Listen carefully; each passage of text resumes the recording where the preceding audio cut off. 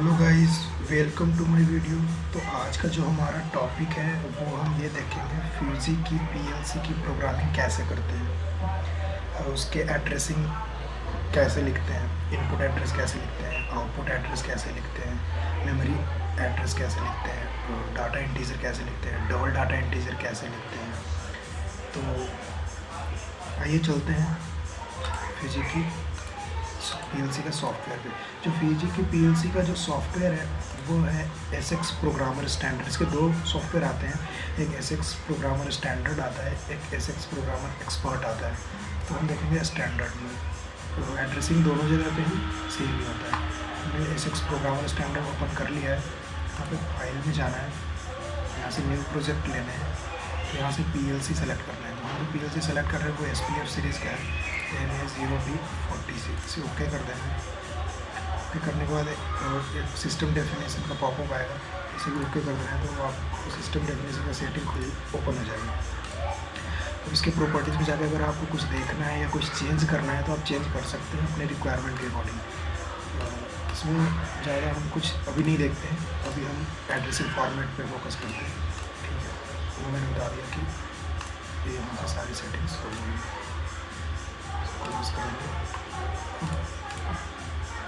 हम फ्यूजी का हमारे पास प्रोग्रामिंग इंटरफेस ओपन हो चुका है। यहाँ पे आप देखोगे तो यहाँ पे कॉन्टैक्ट और आउटपुट है, जैसे normally open contact, normally close contact, rising edge, falling edge, output कोई, सेट, रीसेट। और भी डिटेल में इंस्ट्रक्शन देखना है तो आप यहाँ पे देख सकते हैं कि contact output 1, contacts output 2, contact output 3, timer हो गया, ट्रांसफ़र फंक्शन हो गया, अरिथमेटिक फंक्शन हो गया, कन्वर्जन हो गया।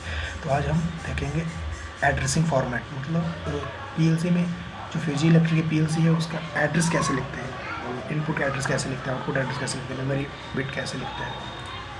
तो आइए, तो सबसे पहले हम चलते हैं इसके, मैंने एक टेबल बनाया वो उससे ज़्यादा क्लियर होगा आपको। तो हमारे पास जो पीएलसी है वो है पीएलसी NA0B40C है ना। हमने सॉफ्टवेयर ओपन किया हुआ है, सॉफ्टवेयर एसएक्स प्रोग्रामर। इसमें दो टाइप्स के एड्रेस होते हैं, एक रिटेंटिव टाइप, एक नॉन रिटेंटिव टाइप। ये नॉन रिटेंटिव टाइप एड्रेस हैं सारे, ये रिटेंटिव टाइप के एड्रेस हैं। बाकी पीएलसी में जैसे होते हैं उसी तरह से सेम इसमें भी है। तो इसमें जो इनपुट हम रिप्रेजेंट करते हैं X0.0 से रिप्रेजेंट करते हैं, X0.1, 0.2, इस तरह से X0.9 तक तो एज इट इज़ जाएगा। उसके बाद X0.A, B, C, D, E, F हो जाता है। ये टोटल 16 बिट का एक एड्रेस है। आउटपुट में भी सेम Y, बट ये आउटपुट जो स्टार्ट होता है वो 0.40 से स्टार्ट होता है, 0.40, 0.41, और ये जाता है 0.4F तक। ये भी 16 बिट होंगे टोटल। मेमोरी बिट का जो एड्रेस होता है M0 से स्टार्ट होगा और MF तक जाएगा। नेक्स्ट एड्रेस इसके रिस्पेक्ट में फिर X0.F के बाद X0.10 हो जाएंगे, और Y0.4F के बाद Y0.50 हो जाएंगे। तो इसी इसके अकॉर्डिंग ये वेरी करता है। मेमोरी बिट का एड्रेस M0 से MF जाता है, फिर MF के बाद M10 हो जाएगा, M10 से लेकर के M1F तक जाएगा।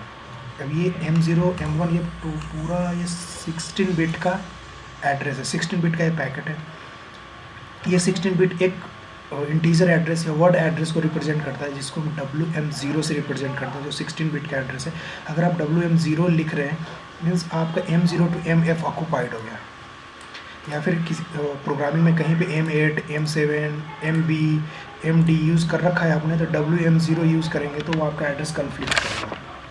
इन द सेम वे दूसरा जो एड्रेस, दूसरा 16 बिट एड्रेस जो इसका है WM1, ये M10 से M1F तक ये ऑक्यूपाइड है।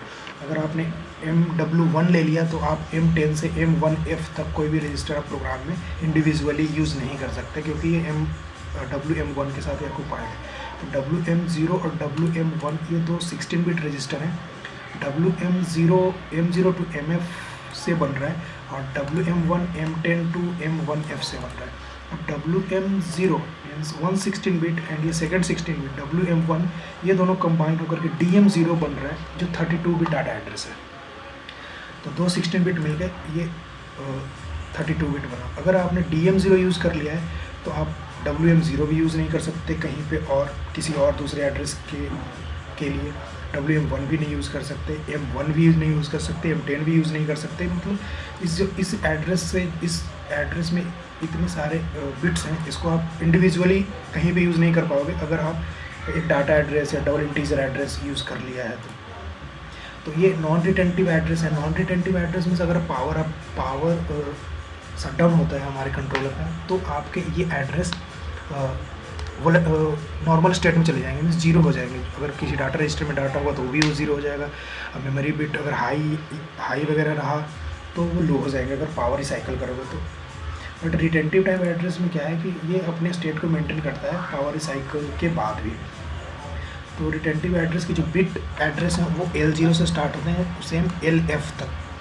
सेकंड जो LF के बाद जो स्टार्ट होगा L10 से L1F तक। अब ये सिंगल बिट है, ये सिर्फ 16 बिट मिलेंगे तो एक वर्ड एड्रेस बनेगा।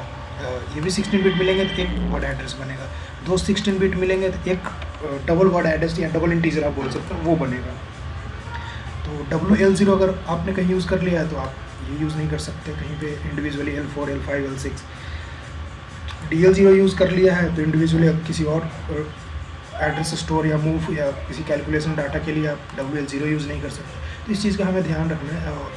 जो मेमोरी मैपिंग है आपको उसके अकॉर्डिंग करना पड़ेगा कि हमें जो एड्रेस है वो कन्फ्लिक्ट ना हो। तो आइए हम चलते हैं हम PLC की SX प्रोग्रामर जो उसका सॉफ्टवेयर है वहाँ पे इसकी एड्रेसिंग और सिमुलेशन कैसे करते हैं। तो ये हमारा SX प्रोग्रामर का सॉफ्टवेयर इंटरफेस है। यहाँ पे हमने एक इनपुट लिया और इनपुट का एड्रेस हमने लिखा है X0.0। ओके किया, हमने इसका नाम दे दिया इनपुट 1 या कुछ भी दे सकते हैं। हमने आउटपुट लिया Y0.40, हमने इसको नाम दे दिया आउटपुट। उसी तरह से हम नेक्स्ट एक और ले लेते हैं M0, मेमोरी बिट है आउटपुट में लेंगे M10। इसको इंटर किया। अगर आपको कोई नाम देना है तो आप जैसे इनपुट 1 और आउटपुट 1 इसको कर लेते हैं। आउटपुट 1 दिया है। आपको ये प्रोग्राम लिखने के बाद क्या करना है, सबसे पहले कन्वर्जन में जाना है और कन्वर्जन ऑल करना है। ये कंपाइल जैसा है, अगर आप कन्वर्जन नहीं करोगे तो वो लोड नहीं होगा। उसके बाद ये हमारा सिमुलेशन मोड है, हम सिमुलेशन मोड ऑन करेंगे। सिमुलेशन मोड ऑन करने के बाद यहाँ पे हम अपनी CPU सेलेक्ट करेंगे जो हमने CPU लिया हुआ है, या NA0P40C।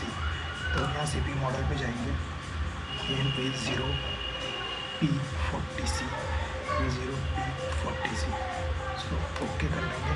अब ये जो CPU है अभी यहाँ पे ना एक ग्रीन कलर का इंडिकेटर आएगा जब वो रन मोड में आ जाएगा PLC। अब हम क्या करेंगे, ये हमारा PLC कंट्रोल टैब है, यहाँ से भी आप जा सकते हो। अदरवाइज आप यहाँ से PLC operation and stop mode यहाँ से भी जा सकते हो। एक छोटा सा पॉपअप ओपन होगा, ये सिमुलेटर है। अब यहाँ पे क्या है कि ये स्टॉप मोड में दिखा रहा है। हम क्या करेंगे, ये लोड टू PLC करेंगे। ये हमारा CPU NA0P40C load to CPU किया, लोड टू CPU करेंगे। रीसेट ऑल PLC बोल रहा है, इसको यस करेंगे। ये वर्चुअल PLC हमारा बन जाता है सिमुलेटर मोड। अब ये रन मोड में चला गया है और इसको देखो ये ग्रीन कलर का इंडिकेटर भी यहाँ पे आ जाता है। अब इसको मिनिमाइज़ कर देते हैं, इसको क्लोज कर देते हैं। हमारा PLC का ये जो प्रोग्राम है 2 लाइन का, ये ना सिमुलेटर में डाउनलोड हो चुका है। हम इसको अब मॉनिटर ऑन करते हैं। जब मॉनिटर आप ऑन करोगे तो ये साइड ग्रीन हो जाएगा और यहाँ पे रन मोड लिखा हुआ आ जाएगा। अब इसको ऑन करते हैं हम, डाटा मॉडिफाई X0.0 ऑन करेंगे तो ये Y0.40 ऑन हो जाएगा। इसको हम ऑफ़ करेंगे तो Y0.40 ऑफ हो जाएगा। अगर हम M0 को ऑन करेंगे M10 ऑन हो जाएगा और M0 को ऑफ़ करेंगे तो M10 ऑफ हो जाएगा। तो इसके अकॉर्डिंग हम एड्रेस फिजी इलेक्ट्रिक की PLC में करते हैं। अगर फिर भी एड्रेसिंग से रिलेटेड अगर कोई डाउट रहता है तो आप हमें बताएं, कमेंट करें। अगर आपको यूज्ड एड्रेस देखने हैं या फिर मेमोरी मैपिंग देखना है तो यहाँ पे एक डिवाइसेस है, डिवाइस पे क्लिक करेंगे। यहाँ पे X W X D X Y W Y इस तरह से आ जाएगा। जो आपने यूज़ कर रखा है तो वो कंज्यूम कहाँ पे हो रखा है, कितने बिट्स ही हो रखे हैं, कितने वर्ड हो रखे हैं, वो सारा कुछ डिटेल आपको इस मेमोरी मैपिंग रिसोर्सेज से मिल जाएगा। जैसे कि हमने जो यूज़ किया हुआ है वो M0 और M10 यूज़ किया हुआ है ना, M0 और M10 यूज़ किया हुआ है। तो M10 तो यहाँ दिखा रहा है, M0 यहाँ दिखा रहा है, बट आप इसको मैप कर दोगे तो आपको WM0 WM1, जैसे WM0 का फर्स्ट बिट M0 है, ये ऑरेंज कलर येलोइश कलर में दिखा रहा है, तो ये कंज्यूम हो चुका है इंस्ट्रक्शन में। अगर बिट वाइज देखना है तो आप यहाँ से देख सकते हैं, M पे क्लिक करके अगर इसी M को सिलेक्ट करके मेमोरी मैप करेंगे तो वो पूरा वर्ड का मैपिंग आ जाएगा। और किसी एड्रेस इनपुट का एड्रेस फॉर्मेट देखना है तो आप जैसे यहाँ पे X सेलेक्ट करेंगे तो X 0.0 ऐसे करके आ जाएगा। और ये यूज़ हो रखा है तो इसके अकॉर्डिंग इसके साथ इनपुट और कॉन्टैक्ट्स और कॉइल का सिंबल आ जाएगा। दोनों में यूज़ हो रखा है तो दोनों ही सिंबल आ जाएंगे। तो आपको क्या होगा, यहाँ से एड्रेसिंग स्टडी करने में और वेरीफाई करने में ईजी होगा। तो आप यहाँ से भी डिवाइसेस में जाकर रिसोर्सेज के थ्रू आप पता कर सकते हैं। Okay, thank you. अगर आपको कोई फिर से डाउट रहता है तो आप कमेंट करें। Okay, thank you.